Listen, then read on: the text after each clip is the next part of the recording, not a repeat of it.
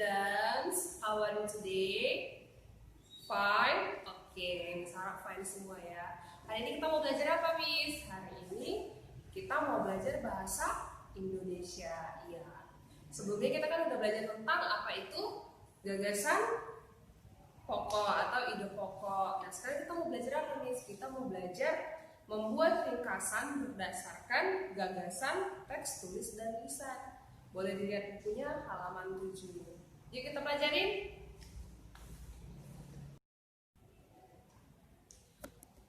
Nah, ringkasan itu apa, Miss? Ringkasan adalah penyajian peristiwa atau karangan yang panjang ke dalam bentuk yang lebih singkat dan efektif. Nah, itu dia. Berarti ringkasan adalah penyajian dalam bentuk singkatnya. Nah, tadi kan kita udah belajar apa itu ringkasan. Terus sekarang kita mau tahu fungsi ringkasannya itu apa, Miss? Kenapa harus kita pelajari fungsi ringkasan? Nah, fungsi ringkasan adalah untuk memahami atau mengetahui sebuah buku atau karangan. Iya, dia memiliki fungsi untuk memahami atau mengetahui sebuah buku atau karangan. Itu dia fungsinya. Setelah tahu apa itu ringkasan dan apa itu fungsi ringkasan, kita sekarang mau tahu cara membuat ringkasan itu seperti apa, Miss? Nah, caranya itu yang pertama, bacalah teks asli dengan seksama secara berulang untuk memahami inti teks tersebut. Ya, pertama kita baca teks asli. Nah, yang kedua, catatlah gagasan utama dan gagasan pendukung teks tersebut. Itulah kenapa kita mempelajari ide pokok, supaya kita tahu gagasan utamanya apa, Miss, dan gagasan pendukungnya yang mana. Nah, yang ketiga, rangkailah gagasan pokok dan gagasan pendukung yang telah kamu catat dengan kalimat baru. Kita rangkai gagasan pokoknya dan gagasan pendukung menjadi atau dengan kalimat yang baru. Yang terakhir nih, cara membuat ringkasan.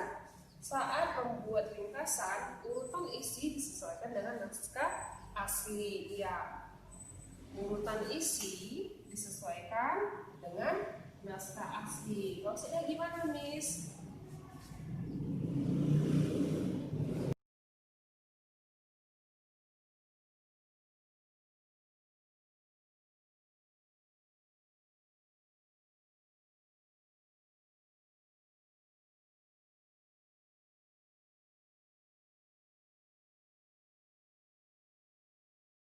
Setelah kita baca, kita catat dan kita rangkai ide pokoknya, kan kita cari dulu tadi ide pokok atau gagasan pokok dan gagasan pendukungnya.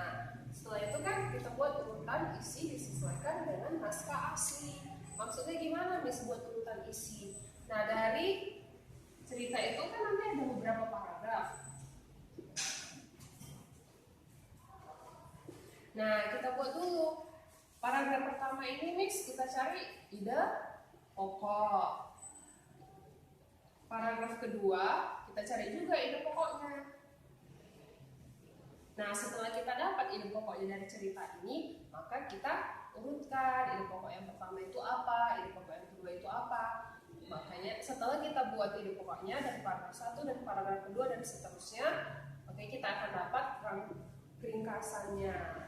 Itu dia kenapa disebut urutan isi disesuaikan dengan naskah asli. Tidak boleh dari paragraf kedua ditulis baru paragraf pertama. Kita harus urutkan dari yang pertama dulu, paragraf kedua, paragraf ketiga, dan selanjutnya.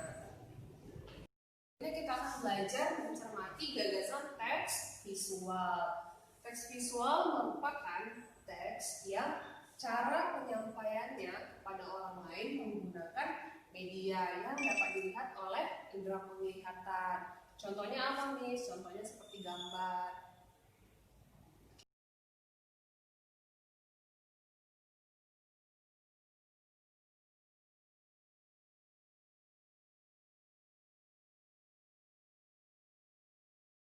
Tiga ya.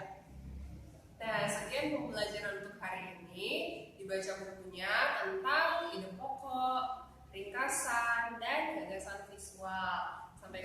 pembelajaran